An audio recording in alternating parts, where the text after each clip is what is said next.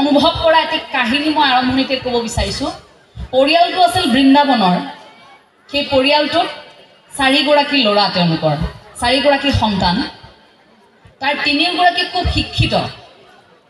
3গৰাকী শিক্ষিত, খুব ভালকৈ পঢ়িলে শুনিলে, 3গৰাকীয়ে চাকৰি পালে। আটাইতকৈ যিগৰাকী কনিষ্ঠ আছিল তেওঁৰ আকৌ কিছু পৃথকতা। সেই কনিষ্ঠগৰাকীয়ে ৰাতিপুৱাৰ পৰা গধূলিলৈকে কেৱল ভগৱন্তৰ গুণানুকীৰ্তনে কৰি থাকে, গতিকে কেৱল ঈশ্বৰ ভগতিতে বিলীন হৈ থাকে। আৰু আটাইতকৈ ডাঙৰ কথা, সেই কনিষ্ঠগৰাকীয়ে গীতাখনক স্বীকাৰ কৰে। গীতাখনক স্বীকাৰ কৰে যে তেওঁ বিশ্বাস কৰে যে ভগৱান শ্ৰীকৃষ্ণ অৰ্জুনক কৈ থৈ যোৱা সেই প্ৰতিটো বাণী আমি বৰ্তমান সময়ত কঢ়িয়াই ফুৰিছোঁ, গতিকে আমাৰ জীৱনৰ সৈতে সংযোগ আছে। গতিকে ভগৱন্তই কোৱা প্ৰতিটো কথাই সঁচা, ঈশ্বৰ ভগতিত তেওঁ সাংঘাতিক বিলীন হৈ থাকে। কিন্তু সমস্যাটো তাতে আহিল, যেতিয়াই আচলতে সেই 3জন ককায়েকে চাকৰি পালে এটা সময়, চাকৰি পোৱাৰ পাছত এটা সময়তো বিবাহ পাশত আবদ্ধ হ'বই লাগিব। প্ৰকৃতিৰ নিয়ম, বিবাহ পাশত আবদ্ধ হ'ল। কিন্তু বিবাহ পাশত আবদ্ধ হোৱাৰ পাছতে তেওঁলোকৰ পৰিয়ালত এতিয়া আলোচনা চলে যে আমাৰ 3জনেৰতো চাকৰি আছে, আমাৰ ঘৰখনৰ সৰুজনৰ চাকৰি নাই, সেইজনক আমি খুৱাই বুৱাই কিয় ৰাখিম? এই যে বিয়া কৰোৱালে 3গৰাকী পত্নীয়ে তেওঁলোকৰ স্বামীক খোচা বিন্ধা কৰি থাকে যে আপোনালোকেতো চাকৰি কৰিছে, চাকৰি কৰি আপোনালোক 3জনে এই যে সৰু ভায়েকক খুৱাই আছে, যিজনে দেখোন একোৱে নকৰে, অকল কৃষ্ণ নাম লৈ থাকে, কৃষ্ণ কৃষ্ণ কৈ থাকে, গতিকে খুৱাওক তেওঁক ভগৱানে, আমি কিয় খুৱাব লাগে? সেই বুলি ভাবি প্ৰথমে ডাঙৰজন ককাই ঘৰখনৰ পৰা আঁতৰি যোৱাৰ সিদ্ধান্ত। পত্নীয়ে কৈছে যাবই লাগিব, পত্নীৰ মন ৰাখিব লাগিব, গতিকে উপায়হীন হৈ কনিষ্ঠগৰাকীক ক'লে যে মোৰ অকণমান অসুবিধা আছে, মই আৰু এইখন ঘৰত থাকিব নোৱাৰোঁ, মই অকণমান মোৰ পৰিয়ালৰ সৈতে আঁতৰি থাকিব বিচাৰিছোঁ। প্ৰথমগৰাকী গ'ল আঁতৰি। এতিয়া দ্বিতীয়গৰাকীও সেই সুযোগটোৱে পালে। দ্বিতীয়গৰাকীৰ পত্নীয়ে কৈছে ককাইদেউ দেখোন গ'লেই আঁতৰি, তুমি কিয় যাব বেয়া পাইছা? ককাইদেউ যদি আঁতৰি যাব পাৰে এইখন ঘৰৰ পৰা, আমিও যাব পাৰিম, ব'লা, আমাৰ চাকৰি আছে, আমাৰ ল'ৰা ছোৱালী আছে, আমাৰ ধুনীয়াকৈ এটা চাকৰি আছে, আমি ধুনীয়াকৈ খাম, কি দৰকাৰ তোমাৰ ঘৰখনত থকা এই সৰুগৰাকীয়ে যি কৃষ্ণ কৃষ্ণ কৈ থাকে তেওঁক খুৱাই পিন্ধাই ৰাখিবৰ বাবে? নালাগে, ব'লা আমি আঁতৰি দিওঁ, কাটি খাওঁ। সকলোৱে বিচাৰে যে এটা চাকৰি হোৱাৰ পিছত যে ঘৰখনৰ পৰা আঁতৰি দিয়ে আজিকালি, সেইধৰণে সেইগৰাকীও আঁতৰি গ'ল। এতিয়া তৃতীয়গৰাকীও একেই, সুযোগ পালে 2গৰাকী গ'ল, গতিকে তৃতীয়গৰাকীৰ পত্নীয়েও ক'বলৈ আৰম্ভ কৰিছে বোলে দাদাহঁত দেখোন গ'লেই আঁতৰি, ককাইদেউহঁত যেতিয়া গ'ল আপুনি কিয় অকলে থাকিব লাগে? আপুনিতো অকলে এওঁক আৰু খুৱাই পিন্ধাই থাকিব লাগিব, গতিকে এইজন থাকক যেনেকৈ থাকে, আমাৰ কোনো দৰকাৰ নাই, আমি যাওঁ ব'লক। খুচি পিন্ধি তেওঁকো লৈ গ'ল। এতিয়া 3জন আঁতৰি গ'ল, ঘৰখনত সেই কনিষ্ঠগৰাকীয়ে থাকিল, যিগৰাকীয়ে কেৱল গীতা এখন সাৱটি থাকে, যিগৰাকীয়ে কেৱল কৃষ্ণ ভকতিতেই নিমজ্জিত হৈ থাকে, আৰু তেওঁ এটাই বিশ্বাস যে যি বিপদ নহওক অন্তত ভগৱন্ত আছে। কিন্তু সেই তেনেকৈ থাকোঁতে থাকোঁতে অভাৱ অনাটন বাঢ়িবলৈ ধৰিলে। এইটোও সঁচা যে পূৰ্বতে তেওঁৰ জ্যেষ্ঠ ভাতৃসকলে সহায় কৰিছিল। এটা সময়ত যেতিয়া অভাৱ বাঢ়িবলৈ ধৰিলে, তেওঁতো বিবাহ পাশত আবদ্ধ হৈছিল, তেওঁৰ পত্নীয়ে কথাষাৰ সহ্য নকৰে। সেই কথাষাৰকে তেওঁ কৈ থাকে যে আপোনাৰতো 3জন ককাইদেউৱে চাকৰি আছিল, তাৰপাছতো আপোনাক নোখোৱালে, এৰি থৈ গ'ল ঘৰৰ পৰা, এতিয়া আপুনি কিবা এটা কৰক, আপোনাক কিমান আপোনাৰ ভগৱানে উদ্ধাৰ কৰিছে, আপুনিতো গোটেই দিনটো ঈশ্বৰৰ গুণানুকীৰ্তন কৰি থাকে, ৰান্ধিবলৈ একো নাই, মই ল'ৰা ছোৱালীক কি ৰান্ধি খুৱাম, মই কি কৰি খুৱাম ল'ৰা ছোৱালীক, মইতো এখন ঘৰত এতিয়া থাকিব নোৱাৰোঁ, যদি আপুনি কিবা ব্যৱস্থা নকৰে তেতিয়া কিন্তু মই ঘৰখন এৰি থৈ গুচি যাম, মই ল'ৰা ছোৱালীলৈ গুচি যাম, আপুনি কেনেকৈ থাকে থাকিব। শেষ কথাষাৰ ক'বলৈ আৰম্ভ কৰিলে, যিটো সাধাৰণতে ঘৰত বয় বস্তু নহ'লে আমাৰ আইসকলৰ খং উঠে অকণমান বেছিকৈ, সেইটো স্বাভাৱিক কথা। গতিকে সেইখিনি কথা কোৱাৰ লগে লগে তেওঁতো অন্তৰত দুখ পাইছে, যি হ'লেও তেওঁ এটা বিশ্বাস আছিল যে লগে লগে গীতাখন উলিয়াই আনিছে, গীতাখন লুটিয়াই চাইছে, তাত নৱম অধ্যায়ৰ 22 নম্বৰ শ্লোকত যি কথা লিখা আছিল যে ভক্তসকলৰ যি আছে সেয়া ৰক্ষণাবেক্ষণৰ দায়িত্ব ভগৱন্তৰ, কিন্তু শুদ্ধ মনেৰে তুমি ভকতি কৰা, তোমাৰ অভাৱ অনাটন হ'বলৈ নিদিয়াকৈ ৰখাটো মোৰ দায়িত্ব, সেয়া ভগৱন্তই কৈ থৈ গৈছে। গতিকে সেই কথাষাৰ তেওঁ বাৰে বাৰে প্ৰশ্ন উত্থাপন কৰিছে যে এই যে কথাষাৰ লিখা হৈছে, এই কথাষাৰ ভুল নেকি ক'ৰবাত? ভগৱন্তই যে ক'লে যে তুমি যদি মোক শুদ্ধ অন্তৰে ভকতি কৰা, মই তোমাক প্ৰতি মুহূৰ্তত সহায় কৰিম, কিন্তু ক'তা মই দেখোন সদায় ভকতি কৰি আছোঁ, মই সদায় প্ৰাৰ্থনা কৰিছোঁ, তোমাকেই ভজি আছোঁ, অথচ আজি মোৰ অভাৱ হৈছে, তুমিতো মোক সহায় কৰা নাই, গতিকে কথাষাৰ মিছা নেকি? তেওঁ ভাবিলে গীতাখনটো পৰৱৰ্তী সময়ত সংস্কৰণ উলিওৱা হৈছিল নতুন, হয়তো প্ৰিণ্টিং মিষ্টেক হ'ব পাৰে নেকি, হয়তো প্ৰিণ্ট কৰোঁতে ছপা কৰোঁতে তাত আকৌ কিবা ভুল কোনোবাই নিজামতে কিবা এটা লগাই দিলে নেকি, এইটো চাগে ভগৱন্তই কোৱা কথা হ'বই নোৱাৰে। যদি ভগৱন্তই কৈছে, ভগৱন্তই কিয় সহায় কৰা নাই ভক্তক? সেই কথাটোকে ভাবি তেওঁ অকণমান ঈশ্বৰৰ ওপৰত খং উঠিল, আৰু ঈশ্বৰৰ ওপৰত খং উঠি তেওঁ সেই শ্লোকটোকে কাটি দিলে। ৰঙা কলম এটা আনি সেই শ্লোকটো কাটি দিছে যে এইটো মই স্বীকাৰ নকৰোঁ, এইটো ভগৱানে নাই, এইটো কি স্বীকাৰ কৰিম, নগ'লে কাটি গীতাখন জপাই ঘৰৰ পৰা ওলাই গৈছে। নাই, ভগৱান চগৱান নাই, এইবোৰ বিশ্বাস কৰিব নোৱাৰি, গুচি গ'ল ঘৰৰ পৰা ওলাই। কিন্তু আচৰিত কথা, দুপৰবেলা সেইখিনি সময়তে ঘৰখনলৈ এজন যুৱক আহিছে,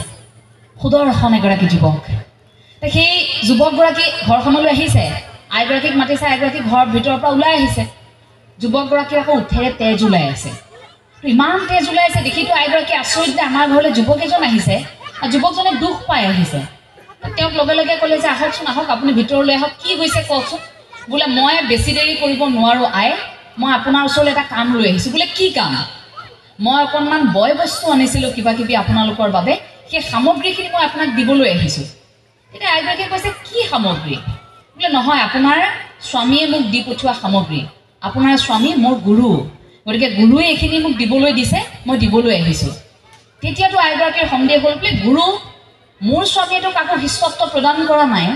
মোৰ স্বামীয়ে যদি কাৰোবাক শিষ্য কৰিলেহেঁতেন মইতো গম পালোহেঁতেন কথাষাৰ। তেখেতে মিছা কথা কৈছে, বাৰে বাৰে কথাটো স্বীকাৰ কৰিব বিচৰা নাই। বোলে নহয়, এই কথাটোৱে সঁচা, আপুনি সামগ্ৰীখিনি লওক, নহ'লে মোৰ গুৰুদেৱে আৰু প্ৰহাৰ কৰিব। বোলে প্ৰহাৰ? এই যে আপুনি মোৰ ওঠত তেজ ওলাই থকা দেখিছে, এই আচলতে মোৰ গুৰুৱে আপোনালোকৰ ঘৰলৈ সামগ্ৰীখিনি দিবলৈ নাহোঁ বুলি কোৱাৰ বাবে মোক প্ৰহাৰ কৰিলে। তেতিয়াতো আইগৰাকী আচৰিত হৈছে, আৰে মানুহজন কেনেকুৱা মানুহ, এওঁতো আজিলৈকে কাকো প্ৰহাৰ কৰা নাই, কিয় বা তেনেকৈ মাৰিব লাগে উঠেৰে তেজ ওলাই অহাকৈ? তেওঁ অলপ কষ্টও পাইছে, আৰু যি কি নহওক বুলি সামগ্ৰীখিনি ৰাখি থ'লে। এতিয়া সন্ধিয়া হোৱাৰ লগে লগেতো ঘৰলৈ ইজন উভতি আহিছে।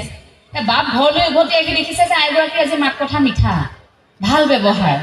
ইমান ধুনীয়াকৈ ব্যৱহাৰ কৰিছে, ধুনীয়াকৈ পানী এগিলাচ দি লাহেকৈ কৈছে, হেৰি নহয় আপুনি বাৰু, মই অকণমান খং কৰিলোৱেই, সেইবুলি বাৰু আপুনি সেই ল'ৰাজনক তেনেকৈ প্ৰহাৰ কৰিব লাগে নে? আৰু সিমানখিনিতো বয় বস্তু একেলগে দি পঠিয়াই নে? আৰু যদি কিনিব পৰা ক্ষমতা আছিলে, ইমান দিন কিয় কিনা নাছিল আপুনি, যে আজি হঠাৎ ইমানখিনি বয় বস্তু আপুনি ক্ৰয় কৰি আনিছে? তেতিয়াতো মানুহজন আচৰিত, বাপ আচৰিত হৈছে, বোলে কি বস্তু, কি যুৱকৰ কথা কৈ আছে, মই বুজা নাই, মই কাক মাৰিলোঁ? বোলে কি কথা নকয়, আপুনি কিয় ল'ৰা এজনক সামগ্ৰীখিনি দিবলৈ নাহোঁ বুলি কোৱাৰ বাবে প্ৰহাৰ কৰা নাছিল? আহকচোন। লগে লগে মাতি নি কোঠাটো দেখুৱাইছে, কোঠা এটা সম্পূৰ্ণ হৈ আছে, সামগ্ৰীৰে ভৰি আছে।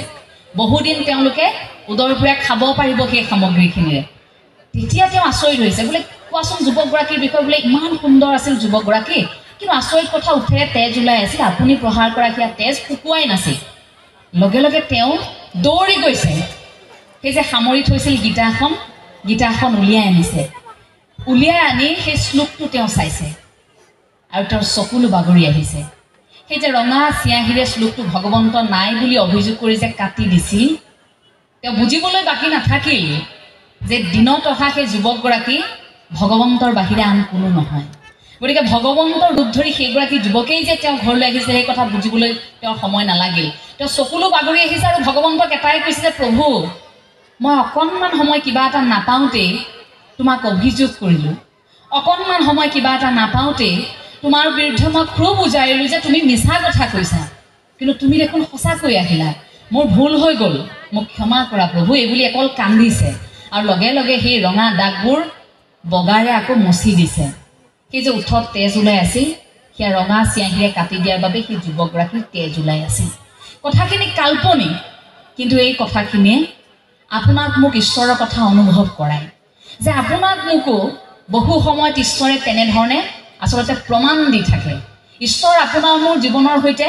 তেনেকৈ জড়িত হৈ থাকে। সেই ভগৱন্তৰ তত্ত্বটো মাত্ৰ বুজি পাবলৈ আমাক অকণমান সময় লাগে। আমি বুজি নাপাওঁ বাবে অভিযোগ কৰোঁ যে ভগৱান নাই, আমি বুজি নাপাওঁ বাবে ভাবোঁ যে এই ভগৱানৰ সাধনা কিমান কৰি থাকিম, ভগৱানে কিমান, কিবা এটা নোপোৱাৰ লগে লগে আমাৰ সেই অভিযোগটো আৰম্ভ হৈ যায়, কাৰণ সেই ভগৱন্তৰ কথাখিনি উপলব্ধি কৰিবলৈ আমি এতিয়াও ভালকৈ শিকা নাই। আৰু সেই ভগৱন্তক উপলব্ধি কৰিবৰ বাবেই, সেই ঈশ্বৰক উপলব্ধি কৰিবৰ বাবে সি যে এটা শক্তি, সেই পৰমাত্মাৰ সৈতে বিলীন হ'বৰ বাবে আমি যে প্ৰতিগৰাকী ভকত হ'ব লাগিব, সেই কথাটোৰ বাবেই গুৰুজনাই আমাক একত্ৰিত কৰিছিল। আৰু সেই মঞ্চখন সাজু কৰিছিল, যিখন মঞ্চত আজি আপুনি মই গৌৰৱী অসমীয়া বুলি কৈছোঁ। সেইখন মঞ্চ আপোনাৰ মোৰ বাবে সজাই থৈ গৈছিল গুৰুজনাই, য'ত কোনো ব্যক্তিৰ বাবে বিশেষ আসন নাথাকিব, য'ত আমি একেলগে বহি গুৰুৰ গুণানুকীৰ্তন কৰিব পাৰোঁ, হৰি ভকতিত নিমজ্জিত হ'ব পাৰোঁ। সেইখন সমাজত আজি আপুনি মই আছোঁ। গতিকে মহাপুৰুষীয় আদৰ্শত থকাটো আপোনাৰ মোৰ বাবে গৌৰৱৰ কথা, লাজৰ কথা নহয়। মহাপুৰুষ শ্ৰী শ্ৰী মাধৱদেৱে সেইগৰাকী জগতগুৰু শ্ৰীমন্ত শংকৰদেৱ গুৰুজনাক গোটেই বিশ্বতেই জিলিকাই তুলিবলৈ চেষ্টা কৰিছিল। সেইগৰাকী মহাপুৰুষ শ্ৰী শ্ৰী মাধৱদেৱে গুৰুজনাৰ প্ৰতিটো দিশক কেনেকৈ সাঙুৰি তাক সাধনা কৰি কেনেকৈ ৰাইজৰ মাজত উপস্থাপন কৰিব লাগে সেইখিনি কৰিছিল। আৰু সেইগৰাকী মহাপুৰুষ শ্ৰী শ্ৰী মাধৱদেৱৰ আশীৰ্বাদ আপোনালোক প্ৰত্যেকৰে হীৰত আছে। এই ঠাইখিনিত যেন মহাপুৰুষ শ্ৰী শ্ৰী মাধৱদেৱৰ স্মৃতি জড়িত হৈ আছে, জগতগুৰু শ্ৰীমন্ত শংকৰদেৱ গুৰুজনাৰ স্মৃতি জড়িত হৈ আছে। কাৰণ সত্ৰৰ এনে অনুষ্ঠানত আপুনি চাব, আধ্যাত্মিক এনে এক অনুষ্ঠানত আচলতে এই যে কিছু সময় পূৰ্বে যে বাপে ক'লে যে ভকতৰ হৃদয়ে হৃদয়ে জগতগুৰুজনা আছে, আৰু আমাৰো হৃদয়ে যদি ভকতি আছে, আমাৰো এই অঞ্চলত আধ্যাত্মিক এই পৰিৱেশৰ মাজত হৰি নামি আহিব বুলি আমি কামনা কৰিব পাৰোঁ। আপুনি ক'ব নোৱাৰে নিৰ্গুণ নিৰাকাৰ ভগৱন্ত, আমি কথা কৈ থাকোঁতো এই সময়খিনি যদি আপুনি মই অনুষ্ঠানটি সফল কৰিব পাৰোঁ, আপুনি মই যদি শুদ্ধ অন্তৰে হৰি ভকতি কৰিব পাৰোঁ, ভগৱন্ত ইয়াতো থাকিব। গতিকে ভগৱন্তৰ যিহেতু আকাৰ নাই, আপুনি মই আৰম্ভ কৰিব লাগিব মানুহৰ পৰা, আপুনি মই আৰম্ভ কৰিব লাগিব নিজৰ পৰা, অৰ্থাৎ নিজৰ মনটোৰ পৰা। সেই মায়া তত্ত্ব আৰু ভগৱন্ত তত্ত্ব এই দুটা দিশ মনটোৰ, সেইটো প্ৰথমে আমি নিয়ন্ত্ৰণ কৰি ল'ব লাগিব। যে প্ৰথম আপোনাৰ মায়া তত্ত্বটো থাকিব, যিটো মায়া তত্ত্বক আপুনি উপলব্ধি কৰিছে ঠিকেই, কিন্তু মনত ৰাখিব সেই মায়া তত্ত্বই আপোনাক যাতে গ্ৰাস কৰিব নোৱাৰে। আজি প্ৰচণ্ড ঠাণ্ডা, তাৰ পাছতো আপোনালোক আহিছে, প্ৰয়োজন নাছিল যে আপোনালোকে ইমান কষ্ট কৰি ইয়াত আহি কথা শুনিব, পালনামত আপোনালোকে অংশগ্ৰহণ কৰিব, কিন্তু তাৰ পাছতো আপোনালোকে নিজৰ মনটোক বুজাইছে যে নাই, আমি ঈশ্বৰ ভকতি কৰিবলৈ গৈছোঁ, আমি গুৰুজনাৰ আদৰ্শক জীয়াই ৰাখিব লাগিব, এইটো আমাৰ দায়িত্ব, আমাৰ কৰ্তব্য। গতিকে নিজৰ মনটোক নিয়ন্ত্ৰণ কৰি আপোনালোক ইয়ালৈ আহিছে। প্ৰতিগৰাকীয়ে মায়া তত্ত্বক সেই পোচাকযোৰ যে পিন্ধি আছিল মায়াৰ ঘৰতেই খুলি থৈ আহিছে। আপোনালোকৰ সুবিধা মতে আপোনালোক ঘৰত শুইও থাকিব পাৰিলেহেঁতেন, কিন্তু ঘৰখনত শুই নাথাকি আপোনালোক ইয়ালৈ আহিছে, মনটোক আপোনালোকে নিয়ন্ত্ৰণ কৰি আহিছে। গতিকে সেই মায়া তত্ত্বৰ পৰা আঁতৰি ভগৱন্তৰ তত্ত্বৰ দিশে আপোনালোক গতি কৰিছে। সেই ভগৱন্তৰ তত্ত্বৰ দিশে গতি কৰোঁতেই সেই পৰমাত্মাৰ কথা আমি যেতিয়াই কৈছোঁ, সেই শক্তিটোৰ বিষয়ে কোৱাৰ লগে লগে তাত সেই সাধনাৰ কথাটো আহে, মনৰ নিয়ন্ত্ৰণৰ পাছত আহে সাধনা। সেই সাধনাটো আমি উপলব্ধি কৰোঁ যে সেই সাধনাটো আকৌ ভাগৱতৰ ভ আখৰৰ ভাৱনাৰে আহে। সেই ভাৱনাটো থাকিলেহে আপোনাৰ সাধনা হ'ব, সেই ভকতি থাকিলেহে আপোনাৰ সাধনা হ'ব। সেই মনটোক নিয়ন্ত্ৰণ কৰাৰ পিছত আপুনি মই এতিয়া একত্ৰিত হৈছোঁ, তাৰ পাছত আপুনি মই সাধনাত নিমজ্জিত হৈছোঁ। আমি এনেই বহি থাকিলেও নহ'ব, বোলে আহিছে এঞ্জেলা চাংমাই কথা ক'ব, আহিব এগৰাকী বিশেষ ব্যক্তিৰ নাম গাব, অমিয়া নেওগ কলিতা বাইদেউ আহিব, অকণমান সময় আমি নাম ল'ম, কিন্তু আমি তাত সোমাব পৰা নাই, আমি বিষয়বস্তুত সোমাব পৰা নাই, আমি অনুভৱেই কৰিব পৰা নাই এই নাম আমি কিয় লৈছোঁ। কৃষ্ণ বুলি যে কৈছোঁ, আমি কিয় কৈছোঁ? কৃষ্ণ নামে দুটীয়া ফৰ ৰাখিবা যতনে, নেৰিবা নেৰিবা বান্ধৱ জীৱনে মৰণে। আৰু যে কয় হৰি অ হৰি চৰণে লাগো, অভয় চৰণে শৰণ মাগো। এই যে হৰি কৃষ্ণ, কৃষ্ণ নামটো যে আমাক সযতনে ৰাখি কঢ়িয়াই ফুৰিব কৈছে, কেনেকৈ? সেই নামটো কঢ়িয়াই ফুৰোঁতে, উচ্চাৰণ কৰি ফুৰোঁতে আপোনাৰ সাধনা হয়, ভকতিটো আপোনাৰ তাতেই হয়। এই যে হৰি বুলি কৈ যে হৰি ভকতিত বিলীন হৈছোঁ, কাৰোবাৰ ঈশ্বৰৰ ওচৰত যে আমি নিজক যে উজাৰি দিছোঁ, আমাৰ একো নাই প্ৰভু ভগৱন্ত তুমিয়েই দিছা এই মনুষ্য শৰীৰটো, এই যে উজাৰি দিছোঁ, সেইটোৱে আমাৰ সাধনা। আৰম্ভণি খোজটো আমাৰ সেইটোৱে। সেইবাবে আৰম্ভণিতে আমি কওঁ যে আমাক শৰণৰ প্ৰয়োজন। শৰণ এতিয়া কিয় প্ৰয়োজন? এতিয়া বহুতে ক'ব যে শৰণ কিয় ল'ব লাগে, কিন্তু শৰণটো আপুনি চাব, আজি আমি এখন ঘৰত আছোঁ হয়নে, ঘৰখনত আমি আশ্ৰয় লৈছোঁ। এতিয়া মানুহ হিচাপে জন্ম লোৱাৰ পাছত কোনোবা এজনৰ ওচৰতো আশ্ৰয় ল'ব লাগিব। এই যে জীৱনটো পালোঁ, জীৱনটো পোৱাৰ পিছত আশ্ৰয় কাৰ ওচৰত ল'ব? শৰণ মানে আশ্ৰয়, আৰু সেই শৰণটো প্ৰথম ভগৱন্তৰ ওচৰতে হয়। সেই শৰণ আপোনাৰ আৰম্ভ হ'ব মনৰ শৰণ, শৰীৰৰ শৰণ, আৰু তাৰ পাছত আহিব আপোনাৰ বাক্যৰ শৰণ। এই তিনি শৰণ আপোনাক প্ৰয়োজন হ'ব। কিন্তু আপুনি অকল মনৰ শৰণ লৈছে, আপোনাৰ শৰীৰৰ শৰণ নাই, বাক্যৰ শৰণ নাই, তেতিয়াও নহ'ব। যদি বাক্যৰ শৰণ লৈছে, আপোনাৰ মন আৰু শৰীৰৰ শৰণ নাই, তেতিয়াও নহ'ব। মূলতঃ আপোনাক তিনি শৰণৰ প্ৰয়োজনীয়তা আছে এতিয়া শৰণ কিয় প্ৰয়োজন ধৰক দুজন আপোনাৰ ঘৰখনত সন্তান আছে এই দুইজন সন্তান আপোনাৰ এনেকুৱা যে এজন সন্তান আপুনি স্কুলত তেওঁক নামভৰ্তি কৰোৱালে বিদ্যালয়লৈ তেওঁ গৈছে বিদ্যালয়লৈ গৈছে তেওঁ পঢ়া শুনা কৰি আছে প্ৰতিটো পৰীক্ষাত তেওঁ উত্তীৰ্ণ হৈছে এটা সময়ত তেওঁ বিদ্যালয়খনৰ পৰা ওলাই গৈছে উভতি আহোঁতে এখন হাতত চাৰ্টিফিকেট বিদ্যালয়খনৰ এখন মানপত্ৰ তেওঁ পাইছে যে ইয়াৰ পৰা তেওঁ উত্তীৰ্ণ হৈছে বা এইটো বিভাগত উত্তীৰ্ণ হৈছে ঘৰখনত একেলগতে আপোনাৰ আৰু এগৰাকী সন্তান আছে কিন্তু আপুনি সেই সন্তানক স্কুলত নাম লগাই দিয়া নাই বিদ্যালয়ত নাম লগাই দিয়া নাই এগৰাকীক দিছে এগৰাকীক দিয়া নাই এই নিদিয়াগৰাকীও কিন্তু কি হ'ল দিয়াগৰাকীৰ পৰা কথাবোৰ শুনি থাকে শিকি থাকে প্ৰতিটো কামেই কৰিব পৰা হৈ গ'ল তেখেতে যেনেকৈ নেওতা মাতিছে আপোনাৰ কনিষ্ঠগৰাকীও পাৰে কিন্তু তেওঁ ঘৰতে থাকিল তেওঁক বিদ্যালয়ত আপুনি নামভৰ্তি কৰাই নিদিলে এগৰাকীয়ে কিন্তু বিদ্যালয়ৰ পৰা ওলাই গ'ল প্ৰমাণ পত্ৰ লৈ এই ঘৰত যে থাকিল সেইগৰাকীয়ে বহুত জানে বহুত শিকিলে কিন্তু তেওঁৰ ওচৰত মানপত্ৰখন থাকিবনে কৰবাত যদি ধৰি লওক এটা অনুষ্ঠানত কৰবাত এটা প্ৰতিষ্ঠানত তেওঁ যেতিয়া যোগদান কৰিবলগীয়া হ'ব তেওঁক এখন শিক্ষাৰ মানপত্ৰৰ প্ৰয়োজন হ'বনে যে এখন বিদ্যালয়ৰ পৰা ওলাইছিল নাম এখন প্ৰয়োজন হ'বনে এখন প্ৰয়োজন হ'ব যে মানপত্ৰ সেই শৰণটো তেনেকুৱা কথা আমি বহুত জানিছোঁ বহুত শিকিছোঁ বহুত কৰিছোঁ কিন্তু সেই ঈশ্বৰে দিয়া মানপত্ৰখন গ্ৰহণ কৰিব লাগিব অৰ্থাৎ ঈশ্বৰৰ সেইখন এখন বিদ্যালয় বুলি ভাবি ল'ব লাগিব এখন অনুষ্ঠান য'ত আমি শৰণ লৈ মানপত্ৰখন ল'ব লাগিব আমি নিজাকৈ কৰি থাকিলেও নহ'ব যে আমি কাৰোবাৰ ওচৰত শৰণ লৈ সেই মানপত্ৰখন ভগৱন্তৰ গ্ৰহণ কৰিব লাগিব আপোনাৰ শৰণ আপুনি ল'ব লাগিব আশ্ৰয় আপুনি ল'ব লাগিব সেইবাবে আচলতে শৰণৰ প্ৰয়োজনীয়তা আছে এতিয়া আমাৰ এনেকুৱা হয় সমাজত যে বিয়া পতাৰ পাছতহে ল'ৰাজনক শৰণ দিয়ে বিয়া পতাৰ পিছতহে নতুনকৈ বিবাহ পাশত আবদ্ধ হোৱাৰ পিছত দুয়োগৰাকীক শৰণ দিবৰ বাবে লৈ যায় কিন্তু কম বয়সত তেওঁলোকক শৰণ দিয়াৰ কথাখিনি চিন্তা চৰ্চা নকৰে কিন্তু খুব শিশু অৱস্থাতে গুৰু সেৱা শৰণ এই কথাবোৰ যদি বুজোৱা হয় যে এনেকৈ আচলতে ঈশ্বৰ প্ৰাপ্তিৰ কথা হয় এনেকৈ আচলতে আমি যে মনুষ্য জন্ম লৈছোঁ এই কথাখিনি উপলব্ধি কৰোৱা হয় আমি যে মানৱ ধৰ্মহে পালন কৰিছোঁ আমিবোৰে সেই মানৱ ধৰ্মটোৰ বিষয়ে বুজোৱাৰ আটাইতকৈ প্ৰথম খোজটোৱে শৰণ ঈশ্বৰৰ ওচৰত আহিলেই শৰণ অৰ্থাৎ আপুনি সমৰ্পণ কৰিছে আশ্ৰয় লৈছে গতিকে শিশু অৱস্থাৰ পৰাই আমি ভাবোঁ যে প্ৰত্যেকগৰাকী পিতৃ মাতৃয়ে সেই শৰণৰ দিশটোৰ ওপৰত গুৰুত্ব ৰখা উচিত এতিয়া শৰণ আৰম্ভ হ'ল আপুনি আহিল প্ৰথমে আহিল আপোনাৰ মনটোৱে আপোনাক টানি আনিল যে মই ঈশ্বৰৰ ওচৰত কপি দিব লাগিব সকলো মই ভগৱন্ত যে আছে বিশ্বাস কৰিছোঁ মই ঈশ্বৰৰ ওচৰত শৰণ লৈছোঁ যি কৰিম ঈশ্বৰৰ মতে কৰিম যি কৰিম মানুহৰ বাবে কৰিম ইয়াত ব্যক্তিগত স্বাৰ্থ নহয় আৰু অসৎ পথেৰে নাযাওঁ কাৰণ ভগৱন্তই সকলো দেখি আছে গতিকে ঈশ্বৰৰ ওচৰত প্ৰতিশ্ৰুতিবদ্ধ হৈ সৎকৰ্ম কৰিম বুলি আপুনি শৰণ লৈছে আৰম্ভ হ'ল আপোনাৰ মনৰ শৰণ আপুনি গ'ল তালৈ সেয়া আপোনাৰ শৰীৰৰ শৰণ আপুনি নোযোৱাকৈ ঘৰৰ পৰা শৰণ নহ'ব আপুনি গ'ল অনুষ্ঠানলৈ আপোনালোক আজি আহিছে যেনেকৈ সেয়া শৰীৰৰ শৰণ আৰু তাৰ পাছত আহিলে বাক্যৰ শৰণ অৰ্থাৎ আপুনি শুনিবও লাগিব এই শুনা সভাসদ সাধু জনস্থিৰ মনে লভিবা পৰম পদ শ্ৰৱণ কীৰ্তনে মনুষ্যৰ শ্ৰেষ্ঠ ধৰ্ম এহি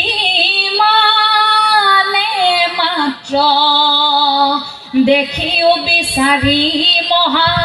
ভাগৱত শাস্ত্ৰ কলিত নাহিকে গতি বিনে হৰি নাম জানিয়া লৈছ ত্যাজি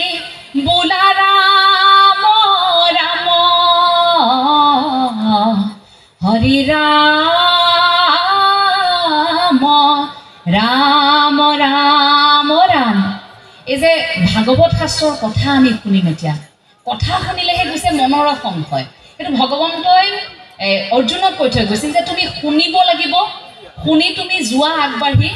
জ্ঞানৰ জৰিয়তে তোমাৰ মনৰ সংশয়বোৰ দূৰ কৰি তুমি কৰ্ম মাৰ্গেৰে এতিয়া যোৱা এই যে আমি কওঁ ভক্তি মাৰ্গ কৰ্ম মাৰ্গ সাধনা বুলি যে আমি কওঁ সেই তাত এই কথাটো তাত সংযোজন হৈ থাকে সেই আৰম্ভ হয় বাক্যৰ শৰণেৰে অৰ্থাৎ আপুনি শুনিবও লাগিব আপুনি ক'বও লাগিব এতিয়া বহু সংখ্যকে এই কথাষাৰ কয়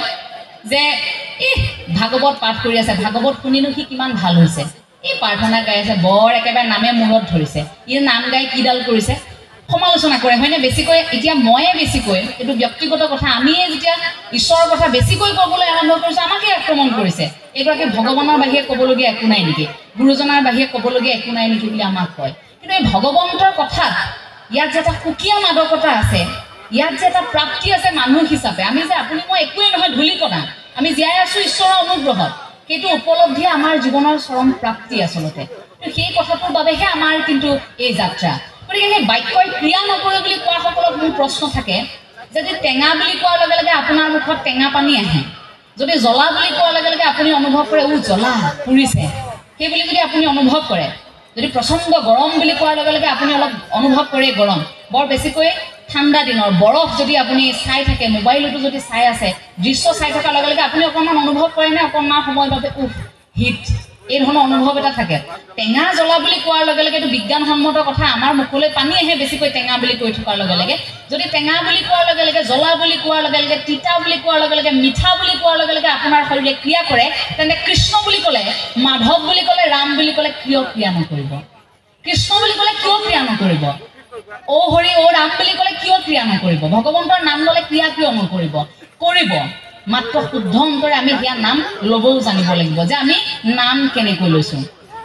নাম ল'বৰ বাবে গুৰুজনাই আমাক শিকাই থৈ গৈছে যে আমি এনেকৈ আচলতে নাম ল'ব লাগিব সেই নামৰ জৰিয়তেহে আমাৰ ঈশ্বৰ প্ৰাপ্তিৰ কথাবোৰ থাকে এতিয়া ঈশ্বৰ প্ৰাপ্তি বুলি কোৱাৰ লগে লগে ঈশ্বৰেও আমাক যিমানখিনি আমি সাধনা কৰোঁ সেই সাধনা অনুপাতেহে কিন্তু ঈশ্বৰে আমাক দিয়ে সেইটোও মনত ৰাখিব লাগিব তাৰ এটা উদাহৰণ হৈছে যে নাৰদৰ উপৰিজন্ম কথা আপোনালোক সকলোৱে জানে মই অকণমান ক'ব বিচাৰিছোঁ নাৰদৰ উপৰিজন্ম কথাত নাৰদ যেতিয়া পূৰ্বজন্মত সেই এগৰাকী কণমানি আছিল সেই তাত যেতিয়া সেই 4গৰাকী সিদ্ধ তেওঁৰ ঘৰলৈ আহিছিল মাক গাখি আছিল কোনোমতে ক'ৰবাত কাম বন কৰি এমুঠি যোগাৰ কৰে সেই কণমানি সন্তানটি ঘৰখনত অভাৱ অনাটন কিন্তু 5 বছৰীয়া সেই সন্তানটিয়ে সেই সময়ত 4 সিদ্ধ পুৰুষৰ পৰা ইমানেই কৃষ্ণ কথা শুনিল যে 4 সিদ্ধ পুৰুষ যেতিয়া ঘৰখন এৰি যাবলৈ ওলাইছে তেতিয়া যাবলৈ দিয়া নাই যে আপোনালোক থাকক আৰু কেইদিনমান মোক অন্ততঃ ভগৱন্তৰ কথা আৰু কিবা এটা কৈ থৈ যাওক আচৰিত হৈছে 4 সিদ্ধ পুৰুষ যে কণমানিটিয়ে কেনেকৈ ইমান ভগৱন্তৰ সৈতে বিলীন হ'ব পাৰে তোমাক আশীৰ্বাদ কৰিছোঁ লগে লগে দিব্য শক্তিৰ দ্বাৰা ভগৱন্তক কিছু সাক্ষাৎ পাবলৈ সক্ষম হৈছে কণমানিটিয়ে তাৰ পাছত কণমানিটি উত্তৰ দিশে যাত্ৰা উত্তৰ দিশে গৈ আছে উত্তৰ দিশে গৈ হাবিবন ফালি গৈ থকাৰ সময়ত এই এজোপা হিন্দু ধৰ্ম আটাইতকৈ পবিত্ৰ বুলি গণ্য কৰা হয় যে তুলসী বৃক্ষ এজোপাৰ ওচৰতে সাধনা আৰম্ভ হ'ল আৰু সেই তাত সাধনা যে আৰম্ভ হ'ল কণমানিটিয়ে সাধনা আৰম্ভ হোৱাৰ পিছত ঈশ্বৰক কামনা কৰিছে ঈশ্বৰ নাহে আহিল ঈশ্বৰ এতিয়া ঈশ্বৰ আহিলোঁ অকণমান সময়ৰ বাবে ঈশ্বৰ আহি ঈশ্বৰ আকৌ নোহোৱা হ'ল কণমানিকে তেতিয়া সুধিছে যে মই প্ৰভু তোমাক কেতিয়া সম্পূৰ্ণকৈ পাম তেতিয়া ভগৱন্তই কৈছে যে তুমি যিমান সাধনা কৰিলা মই সিমানহে তোমাৰ আগত ওলালোঁ গতিকে আমি যিমান সাধনা কৰিম সিমানহে ভগৱন্তক আমি পাম যদি দিনটোত কোনোমতে এবাৰহে কৃষ্ণ নাম কৈছোঁ তাকো টান পাইহে ৰাম এনেকৈ কৈছোঁ কাৰোবাৰ বেমাৰ হৈছে নোৱাৰাতে কৃষ্ণ আৰু কোনোবা ভকত আহিছে নোৱাৰাতে কৃষ্ণ গতিকে তেনেকৈ কোৱাৰ পিছত সেই ওপৰজনো ইমান অকৰা নহয় যে আপুনি এদিন কৰিব তেওঁৰ গোটেই জীৱনটো আপোনাক সহায় কৰি থাকিব নামটো শুদ্ধ অন্তৰে আপুনিও ল'ব লাগিব আপুনি যিমান সাধনা কৰিব ওপৰত থকা যেনেও সিমানেই দিব গতিকে সেই কণমানিগৰাকীক ভগৱন্তই যেতিয়া তেনেকৈ কৈছে ভগৱন্তই আৰু এটা কথা লগত সংযোজন কৰি দিলে যে বিকল্প আছে বিকল্প কি যেতিয়া তুমি পৰৱৰ্তী সময়ত যেতিয়া পাৰিষদীয় তনু হিচাপে জন্মগ্ৰহণ কৰিবা তেতিয়া কিন্তু তোমাৰ মুখত ঈশ্বৰৰ নাম থাকিব তুমি নাৰায়ণ নাম ল'বা আৰু মোক তুমি কাষতে পাবা তাৰ পাছতে সেয়া নাৰদৰ জন্ম আৰু সেইবাবে লাজ এৰি ভয় এৰি শংকা এৰি গোটেই জীৱন সদায় নাৰায়ণৰ নাম লৈ থাকিল কৃষ্ণ নাম লৈ থাকিল নাৰদে আৰু সেই নাৰদে তাৰ পাছত ব্যাসক অনুৰোধ জনাইছিল যে কিবা এটা কৰক আপুনি এই যে মানুহখিনি এই যে মনুষ্যবোৰ আহিব পৰৱৰ্তী সময়ত যেতিয়া জন্ম লভিব এই যুগবোৰ যেতিয়া শেষ হৈ অন্য যুগৰ আৰম্ভ হ'ব কেনেকৈ জীয়াই থাকিব এওঁলোক থাকিবৰ বাবে আপুনি এভাগী শাস্ত্ৰ লিখি উলিয়াওক আৰু আৰম্ভ হ'ল ভাগৱত শাস্ত্ৰ আৰু সেই ভাগৱত শাস্ত্ৰভাগীকে ভাবিলে যে গুৰুজনাই এই ভাগৱত শাস্ত্ৰভাগীয়ে দেখোন আমাৰ উত্তম এক অস্ত্ৰ হিচাপে আমি ব্যৱহাৰ কৰিব পাৰোঁ মানৱ জীৱনত গতিকে সেই শাস্ত্ৰভাগীকে গুৰুজনাই আৰম্ভ কৰি গ'ল অনুবাদৰ বাবে সেইবাবে কোৱা হয় আপুনি প্ৰশ্ন সুধি শেষ হৈ যাব ভাগৱতৰ উত্তৰ শেষ নহয় আপোনাৰ জীৱনৰ প্ৰতিটো কথা আজি আপুনি মই যি ধৰণে জীৱন নিৰ্বাহ কৰিছোঁ আনকি সন্তান এটি গৰ্ভত আপুনি ধাৰণ কৰাৰ পৰা সন্তানটি ভূমিষ্ঠ হোৱালৈকে এগৰাকী নাৰীয়ে কেনেকৈ থাকিব লাগে আজি বিজ্ঞানে যিখিনি কথা কয় সেইখিনি কথা ভাগৱতেও কয় সেইখিনি কথা গুৰুজনাই কৈ থৈ গৈছে আজিৰ তাৰিখত বিজ্ঞানে যিখিনি কথা কয় যেনেকৈ আজিৰ তাৰিখত বিশ্বব্যাপী যোগাসনৰ কথা কৈ থকা হয় সেই কথা আমাৰ গুৰুজনাই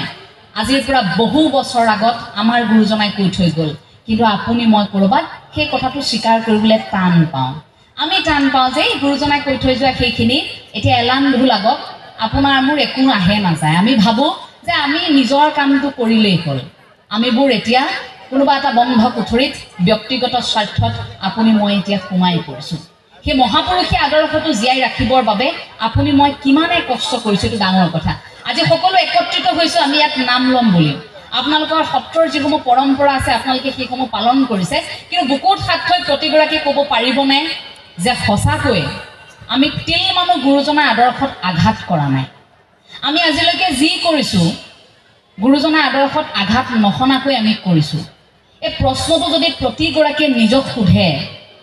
প্ৰতিগৰাকীয়ে যদি সোধে তেতিয়া আমি পিছৰ প্ৰজন্মলৈ চিন্তা কৰি থাকিবলগীয়া নাই আৰু প্ৰতিগৰাকী জ্যেষ্ঠৰ পৰা কনিষ্ঠলৈ এই প্ৰশ্নটো যদি এতিয়া সোধে পিছত হাহাকাৰ কৰিবলগীয়াও নাই যে এটা সময়ত আমাৰ এইসকলে একো ভাল কাম নকৰিলে বুলি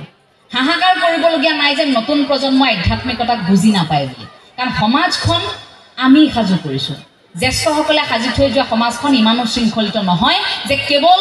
কনিষ্ঠসকলে বা নতুন প্ৰজন্মইহে তাক বিশৃংখল কৰি আধ্যাত্মিকতাৰ পৰিৱেশ আপুনি মই ৰচনা কৰিছোঁ আৰু তাক জীয়াই ৰখাৰ দায়িত্বটো আমাৰ অসমৰ প্ৰতিগৰাকী লোকেই আচলতে আধ্যাত্মিক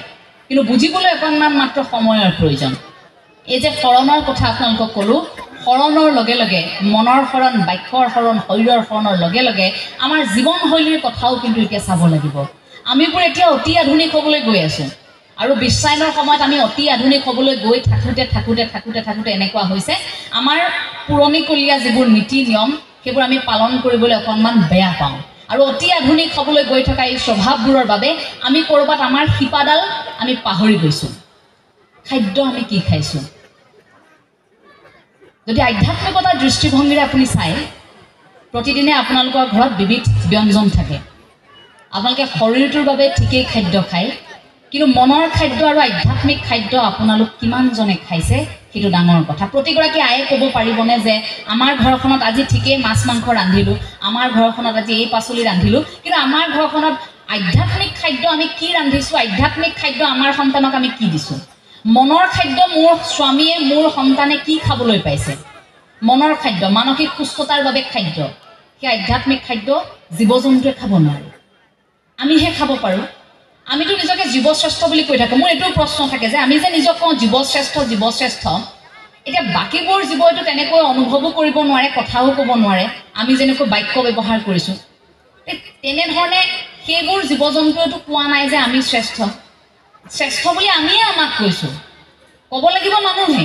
জীৱশ্ৰেষ্ঠ শব্দটো গৰু এটাই ক'ব নেকি জীৱশ্ৰেষ্ঠ শব্দটো ছাগলী এটাই কৈছে নেকি জীৱশ্ৰেষ্ঠ শব্দটো কাউৰী এটাই কৈ থৈ গৈছে নাই কোৱা মানুহেই কৈছোঁ আমি কি বুলি কৈছোঁ আমি জীৱশ্ৰেষ্ঠ কিন্তু প্ৰকৃতাৰ্থত আমি জীৱশ্ৰেষ্ঠৰ কাম কৰিছোঁনে প্ৰকৃতাৰ্থত কৰিছোঁনে আমি জীৱশ্ৰেষ্ঠ আমি সকলোবোৰ জীৱৰ মাজত নিজকে শ্ৰেষ্ঠ বুলি ভাবি ল'লোঁ ঠিকেই আমি মানুহ জাতি শ্ৰেষ্ঠ আমি জীৱশ্ৰেষ্ঠ কিন্তু আমি জীৱশ্ৰেষ্ঠ হিচাপে কি কৰিছোঁ সেইটো ডাঙৰ প্ৰশ্ন প্ৰতিগৰাকী মানুহে সেইবাবে সেই সেৱাৰ ধৰ্ম মানৱ ধৰ্ম মানুহ হিচাপে যিটো আপোনাৰ স্থিতি সেইটো আৰম্ভ কৰিলেহে আপোনাৰ আধ্যাত্মিকতাৰ দিশটো অৰ্থাৎ আপোনাৰ খোজ হ'ব তাত এতিয়া আহি পৰে মূল্যবোধৰ কথা তাত আহে প্ৰজ্ঞাৰ কথা আমি সাধনা কৰোঁ আমাৰ সন্তানে নম্বৰ পায় এটা পদবী পায় কিন্তু প্ৰজ্ঞাৰ কথাবোৰ শিকোৱা নহয় বাবে মূল্যৰ কথা প্ৰমূল্যবোধৰ কথা শিকোৱা নহয় বাবে সেই সন্তানে কেতিয়াবা দুৰ্নীতিত লিপ্ত হ'লে আপুনি মই সমাজৰ আগত মুখ উলিয়াব নোৱাৰোঁ পিতৃ মাতৃ কেতিয়াবা দুৰ্নীতিত লিপ্ত হ'লে সেই প্ৰজ্ঞাৰ কথাবোৰ তাত মিলিত নহয় বাবে কেৱল নম্বৰ পাবৰ বাবে আমি যিহেতু এটা সময়ত সাহস দিলোঁ যন্ত্ৰ কৰি পেলালোঁ সেইবাবে পিছত সেই প্ৰজ্ঞাৰ কথাবোৰ নিশিকালোঁ বাবে আমি এটা সময়ত কান্দিবলগীয়া হয় গতিকে সেই কথাটো কিন্তু আমি প্ৰত্যেকে আচলতে এতিয়া উপলব্ধি কৰিব লাগিব আমাৰ সমাজত সাম্যবাদৰ এটা ধাৰা এই সাম্যবাদৰ ধাৰাটো আপুনি মই আগবঢ়াই নিব লাগিব গুৰুজনাই দেখুৱাই থৈ যোৱা বাটেৰে কষ্ট পাওঁ যেতিয়া সাম্যবাদৰ এই ধাৰাটোত নগৈ আমাৰ মাজত খোৱা কামোৰাবোৰ আৰম্ভ হ'বলৈ ধৰিছে আমি এক ঈশ্বৰবাদৰ কথা কৈছোঁৱেই কিন্তু এক ঈশ্বৰবাদৰ কথা ক'বলৈ যাওঁতে আমাৰ মনবোৰ কিয় মিল হোৱা নাই বোলে মতৰ ভেদ থাকিব পাৰে আপোনাৰ মতটো মোৰ সৈতে নিমিলাটো স্বাভাৱিক কথা কিন্তু মনবোৰ অমিল হোৱাটোৱে আমাৰ মাজত বিশৃংখলতাৰ সৃষ্টি কৰে গতিকে সেই মনৰ অমিল নোহোৱাকৈ মতৰ অমিল থাকক মনৰ অমিল নোহোৱাকৈ আমি কিমান আগবাঢ়িব পাৰিছোঁ নিজৰ দিশটোত কাম কৰিব পাৰিছোঁ সেইটো কিন্তু ডাঙৰ কথা গ্ৰাম্যাঞ্চলৰ প্ৰেক্ষাপটত একতাবোৰ দেখিবলৈ পোৱা যায় সেই একতাবোৰ গাঁৱৰ প্ৰতিগৰাকী লোকেই কিন্তু জীয়াই ৰাখিব লাগিব কোৱা হয় যে গাঁওসমূহত জাতীয়তাবাদৰ গুণ থাকে এটা জাতি জীয়াই থাকিবৰ বাবে আমি জানো সভ্যতাৰ প্ৰয়োজন জাতিটোৰ বাবে আটাইতকৈ প্ৰয়োজন প্ৰথমে ভাষাৰ সংস্কৃতিৰ প্ৰয়োজন আৰু তাৰ পাছত সেই জাতিটো সভ্যতাৰ এযোৰ পোছাক পিন্ধি থাকে আপোনাক মোক সভ্যতাৰ পোছাকযোৰ গুৰুজনাই পিন্ধাই থৈ গৈছে সভ্যতাৰ পোছাকযোৰ গুৰুজনাই আপোনাক মোক পিন্ধাই থৈ গৈছে তাৰ পাছত জাতিৰ কথাবোৰ ক'বলৈ কিন্তু গুৰুজনাই শিকাই থৈ গৈছে গতিকে আপুনি সেইখিনি সময়ত নিমাত হৈ থাকিলে নহ'ব জাতীয়তাবাদৰ কথাবোৰ গাঁও অঞ্চলত গিজগিজাই থাকে গাঁও অঞ্চলত জাতীয়তাবাদ শিপাই থাকে গতিকে গাঁও অঞ্চলৰ পৰা জাতীয়তাবাদৰ শিপাবোৰ কিন্তু এৰাই যাব নালাগিব আমি জাতীয়তাবাদৰ কথাটো এইভাবেই ক'লোঁ যে গুৰুজনাৰ আদৰ্শত চলিবৰ বাবে প্ৰতিগৰাকী মানুহ যেতিয়া আমি অসমীয়া হৈছোঁ তাৰ প্ৰথম হৃদয়ত অনুভৱটো কিন্তু জাতীয়তাবাদী গতিকে সেইটোৰ ক্ষেত্ৰত অনুৰোধ জনাম যে যিডাল শিপাত আমি আছোঁ সেই শিপাডালত থাকিব লাগিব ভাষাটোৰ কথা বুলি কোৱাৰ লগে লগে এই ৰাজীৱ সদৰীয়া ককাইদেৱে বহু আগতে সেই গীতটো গাইছিল অসমীয়া মাধ্যমত আমাৰ ল'ৰাক নপঢ়াওঁ অসমীয়া নুফুটে মুখত মামী পাপা বুলি মাতিলেহে ভাল পাওঁ আই পিতাই নিশিকাওঁ লাজত মামী পাপা বুলি মাতিলেহে ভাল পাওঁ আই পিতাই নিশিকাওঁ লাজত সেইগৰাকী জাতীয়তাবাদী কণ্ঠশিল্পী আজি আমাৰ মাজত নাই তেনে জাতীয়তাবাদী গীত গোৱা জাতীয়তাবাদৰ ভেটিত কাম কৰা বহু ব্যক্তি আমাৰ মাজৰ পৰা হেৰাই গৈছে তেওঁলোকে গান গাই থৈ গৈছে কোনোৱে কবিতাৰ মাধ্যমেৰে কৈ থৈ গৈছে কোনোৱে ভাষণৰ মাধ্যমেৰে কৈ থৈ গৈছে নাই আপুনি মই সেই সময়ত গ্ৰহণ নকৰোঁ আপুনি মই গ্ৰহণ নকৰোঁ গুৰুজনাই জীয়াই থাকোঁতে কোৱা কথাবোৰ গুৰুজনাই জীয়াই থকাৰ সময়ছোৱাত এই মানুহ জাতিৰ পৰা অশান্তি পোৱা নাছিল নেকি মহাপুৰুষ শ্ৰী শ্ৰী মাধৱদেৱে মানুহ জাতিৰ পৰা অশান্তি পোৱা নাছিল নেকি অসমীয়া সমাজৰ পৰা পাইছিল মৃত্যু হোৱাৰ পাছত সেই আদৰ্শবোৰ প্ৰতিষ্ঠা কৰিবলৈ এতিয়াও যুঁজি থাকিবলগীয়া হৈছে এতিয়াও অসমত এনে ব্যক্তি আছে যিসকলে গুৰুজনাকে নস্যাৎ কৰিব বিচাৰে এতিয়াও অসমত এনে ব্যক্তি আছে যিসকলে মহাপুৰুষ শ্ৰী শ্ৰী মাধৱদেৱৰ কথা বেছি দেৰি শুনি থাকিব নোৱাৰে বেয়া পায় জগতগুৰু শ্ৰীমন্ত শংকৰদেৱ গুৰুজনাৰ কথা শুনি থাকিব নোৱাৰে কিয় নোৱাৰে আমি আচৰিত হওঁ সেই কথাটো আমাক কয় যে এঞ্জেলা চাংমাই আৰু শংকৰদেৱৰ বাহিৰে ক'বলগীয়া একো নাই নেকি নাই গুৰুজনাতকৈ ডাঙৰ বিষয়বস্তু মোৰ জীৱনত আৰু একোৱেই নাই মৃত্যু পৰ্যন্ত যদি কথা ক'বলৈ আৰম্ভ কৰিছোঁ গুৰুজনাৰ কথাই কওঁ ক'ৰবাত প্ৰচাৰ প্ৰসাৰত আমাৰ হেমাহিৰ বাবে আমি বিশ্ব দৰবাৰত আজিও প্ৰতিষ্ঠা কৰিব পৰা নাই সেইটো আপুনি মই স্বীকাৰ কৰিব লাগিব আপুনি মই আজি একত্ৰিত হৈছোঁ ভাবক ইমান সুন্দৰ এটি অনুষ্ঠান এইবোৰ অনুষ্ঠান অন্যান্য প্ৰান্তত হয় নেকি পৃথিৱীৰ বেলেগ প্ৰান্তত আধ্যাত্মিকতাৰ অনুষ্ঠানবোৰ এনেকৈ হয় নেকি কিন্তু গুৰুজনাৰ সেই আদৰ্শ যিটো পৃথকতা আছিল যিটো বিজ্ঞান মনস্কতা আছিল আজি কোনো ব্যক্তিৰ সৈতে সেয়া তুলনা নহয় মই চৈতন্যদেৱৰ সৈতে তুলনা কৰিব নোৱাৰোঁ মই কোনো শেক্সপিয়াৰৰ সৈতে তুলনা কৰিব নোৱাৰোঁ কোনো গুৰুৰ সৈতে তুলনা কৰিব নোৱাৰোঁ গুৰুজনাৰ আদৰ্শ সম্পূৰ্ণ পৃথক আছিল গতিকে সেই ক্ষেত্ৰত আমি বিফল আমি আমাৰ মাজৰ খোৱা কামোৰাবোৰৰ বাবে কাৰণ আমি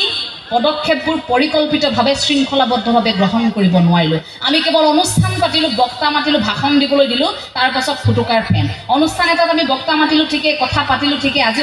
সমস্যাবোৰৰ বিষয়ে আলোচনা কৰিছোঁ ঠিকেই কাইলৈৰ পৰা ঘৰত গৈ দেখিব কথা একেখিনি হ'ব গতিকে তেনেকৈ বক্তাই ভাষণ দিও অসমত লাভ নাই তেনেকৈ বক্তাই অসমত ভাষণ দি একো শুধৰণি কৰিব নোৱাৰে আমি ওলোটাই কষ্টহে পাম এই ভিডিঅ'বোৰ যেতিয়া দেখিম বহু বছৰ পাছত আমাৰ এই লাজ লাগিব যে এটা সময়ত এই কথাখিনি ক'লোঁ কিন্তু আজিৰ ৰাইজে কোনো বুজিয়েই নাপালে কোনে অনুভৱেই নকৰিলে মানুহে কেৱল কথা শুনিলে আৰু হাত তালি দিলে ঘৰত গৈ একেখিনি কৰিলে নিজৰ সন্তানক নামঘৰলৈ আনিব নোৱাৰা ব্যক্তি আকৌ সামাজিক মাধ্যমত আনৰ সন্তানক লিখে তোমাৰ সন্তানে কি কৰিছে আগতে তুমি নিজৰ সন্তানক সোধা যে তোমাৰ সন্তান ধুতি চুৰিয়া পিন্ধি নামঘৰলৈ আহিছে নে নাই অহা এইসকল নতুন প্ৰজন্মৰ আছে ইয়াতে যে জাতীয় সাজ পোছাকযোৰ পৰিধান কৰি এনেধৰণে আধ্যাত্মিকতাৰ পৰিৱেশটোত নিমজ্জিত হৈছে গতিকে এইসকল যুৱ প্ৰজন্মক আঙুলিয়াই আপুনি ক'ব পাৰিব নেকি যে নতুন প্ৰজন্ম আজি আধ্যাত্মিক নহয় নতুন প্ৰজন্মই গুৰু সংস্কৃতিক আঁকোৱালি ল'ব বিচৰা নাই আপুনি ক'ব পাৰিব নেকি নোৱাৰে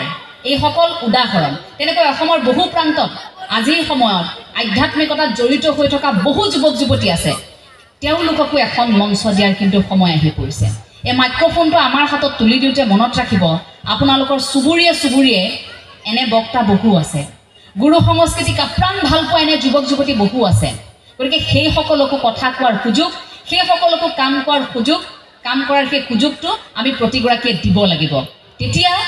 আমি সেই আশা কৰি থকা সমাজখন পাম। আমি এজন নিৰ্দিষ্ট ব্যক্তিৰ পৰা কেইষাৰমান কথা শুনিম বুলি তেওঁক মাতি আনি অকল সেই আসনখন দিলেই নহ'ব। আমি প্ৰয়োজন হ'লে গাঁওখনৰ কণমানিগৰাকীকো হাতত মাইক্ৰফোন তুলি দিব লাগিব যে কোৱা তুমি কি ভাবা গুৰুজনাৰ বিষয়ে, কোৱা তুমি মহাপুৰুষ শ্ৰী শ্ৰী মাধৱদেৱৰ বিষয়ে তুমি কি ভাবা। এই কথাবোৰ আমি কণমানিসকলৰ পৰাও কেতিয়াবা প্ৰয়োজন হ'লে শুনিব লাগিব। আৰু গুৰুজনাৰ কৃষ্টি সংস্কৃতি জীয়াই ৰাখিবৰ বাবে আমি পৰিকল্পনা কৰিব লাগিব। এতিয়া অসমীয়াই আমাৰ পৰিকল্পনা আচলতে নাথাকে। আমি শৃংখলাবদ্ধতাৰে সেই পৰিকল্পনাৰে আগবাঢ়ি যাব পৰা নাই, যাৰ বাবে আজি যদি আপুনি এই হাতত থকা এবেগ এতিয়া পৃথিৱীখনত আপুনি যদি চাৰ্চ কৰে যে গুৰুজনাৰ বিষয়ে কিবা এটা বেছিকৈ পঢ়োঁ, তেনেহ'লে পঢ়িবলৈ আপুনি নাপায়। কিন্তু আপুনি অন্যান্য প্ৰান্তৰ কোনো এগৰাকী ব্যক্তিৰ বিষয়ে চাৰ্চ কৰক, তাত বহু তথ্য উপলব্ধ হ'ব। গতিকে আমাৰ নতুন প্ৰজন্ম, আমিতো ভাবোঁ যে আমাৰ সহযোদ্ধাইসকল, গতিকে আমাৰ এতিয়া দায়িত্ব গুৰুজনাক প্ৰচাৰ প্ৰসাৰ কৰাৰ, সেইবোৰ আমি এতিয়া উপলব্ধ কৰাব লাগিব, যাতে বিভিন্ন প্ৰান্তত সেই কথাবোৰ বিয়পি পৰে, আকৌ এবাৰ জুইৰ দৰে বিয়পি পৰে যে গুৰুজনা আচলতে এনেকুৱা আছিল, যে অসম ভূমিত জগতগুৰু শ্ৰীমন্ত শংকৰদেৱ গুৰুজনাই এইখিনি কৈ থৈ গৈছে আৰু এই সকল লোকে সেই আদৰ্শটোক ধৰি এনেকৈ জীয়াই আছে। গতিকে গুৰুজনাৰ প্ৰতিখন গ্ৰন্থ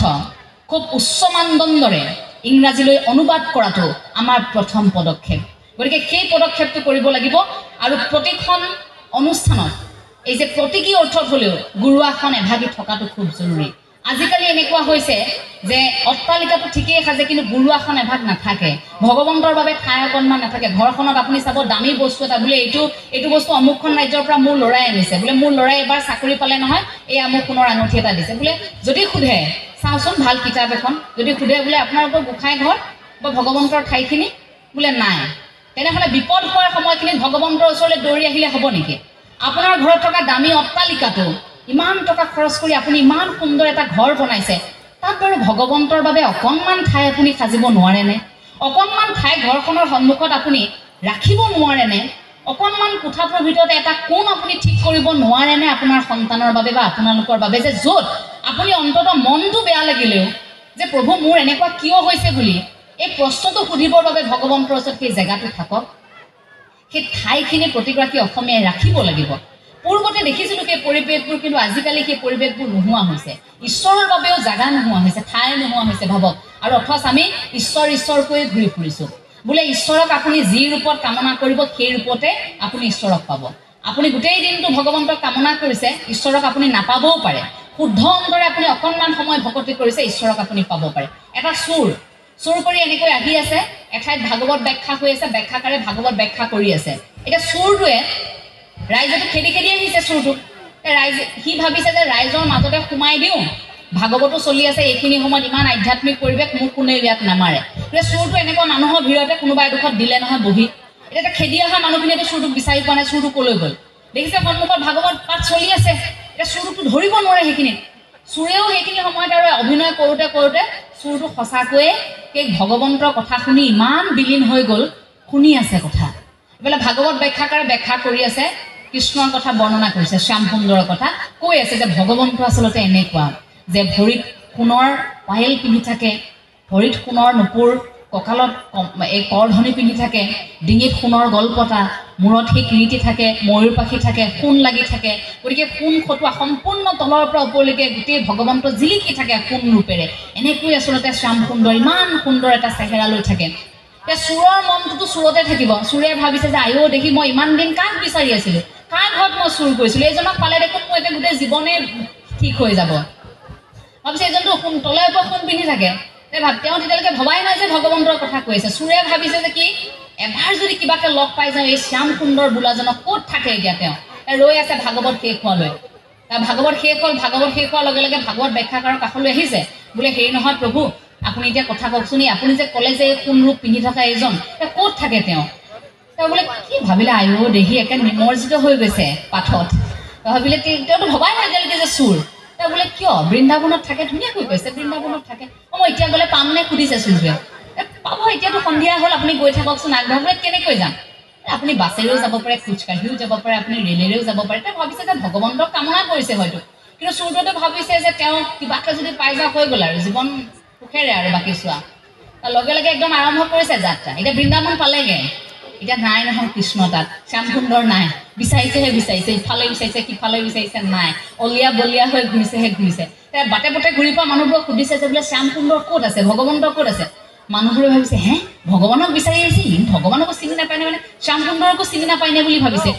সেই শ্যাম সুন্দৰক চিনি নোপোৱা চোৰটোৱে তেওঁক কোৱাইছে যে বোলে সেই আপুনি ইয়াতে বহি থাকক ইয়াতেই পাব সেইখিনিত বহি আছে নাই পোৱা বোলে যাওক আপুনি এই মন্দিৰটোলৈ যাওক আপুনি শ্যাম সুন্দৰক তাতেই পাব বোলে শ্যাম সুন্দৰ ক'ত তাতো মন্দিৰটোত বহি আছে নাই পোৱা তাৰপাছত এজনে ক'লে যে বোলে আপুনি এটা কাম কৰিব লাগিব আপুনি যেনেকৈ কামনা কৰিছে তেনেকৈ সেইজনক মাতিব লাগিব শ্যাম সুন্দৰক আপুনি কামনা কৰক যি নাই নাই সাধনা কৰাই ভাল আৰু চোৰে আৰম্ভ কৰি দিছে আৰু কিন্তু চোৰটোৱে ইমান একান্ত মনেৰে ভগৱন্তক সেই ৰূপটোতে কামনা কৰিলে ভগৱন্ত আহিবলৈ বাধ্য ভগৱন্ত আহিল দেখা দিয়াৰ লগে লগে আচৰিত কথা যে চোৰটোৱে যে ইমান সময় যে সেই যে শ্যাম সুন্দৰ সেই ৰূপটোত যে কামনা কৰি ভাবি আছিল যে দেখাৰ লগে লগে মই এইখিনি খুলি ল'ম এইখিনি মই চুৰ কৰিব পাৰিম কিন্তু আচৰিত কথা দেখাৰ লগে লগে তেওঁ চৰ্যবৃত্তি নিমিষতে নোহোৱা হৈ গ'ল লগে লগে তেওঁ মানে আৰে এইটো ভগৱন্ত লগে লগে তেওঁ সেই যে আশীৰ্বাদ ভগৱন্ত লাভ কৰিলে লগে লগে সেই গুণটো তেওঁ নোহোৱা হৈ গ'ল বোলে প্ৰভু মোৰ ভুল হৈ গ'ল আপুনি দেখোন ভগৱন্ত মইতো আপোনাৰ কথা কৈছে বুলি ভবা নাই আপোনাৰ বৰ্ণনাটো এনেকৈ দিছে যে এজন যুৱক কোন ৰূপ পিন্ধি থাকে মই সেই বুলিহে আহিছিলোঁ আপোনাৰ কাষলৈ তাৰ পাছত ভগৱন্তই কৈছে বাৰু ঠিক আছে তোমাৰ ভুল হ'ল তুমি উপলব্ধি কৰিছা এতিয়া কোৱা যে তোমাক কি বৰ লাগে বোলে মোক একো বৰ নালাগে নহয় তুমি সাধনা কৰিছা সেই সাধনাত মই আহিছোঁ তোমাৰ কাষলৈ তুমি কিবা এটা ল'বই লাগিব বৰ তুমি কোৱা কি লাগে এটা ক'লে যে মই যেতিয়াই আপোনাক কামনা কৰোঁ তেতিয়াই যাতে মই আপোনাক পাওঁ আৰু যি ৰূপত কামনা কৰোঁ সেই ৰূপে যাতে মই আপোনাক পাওঁ তো সেই বুলি কৈ তাৰ পৰা ভগৱন্তও নোহোৱা হ'ল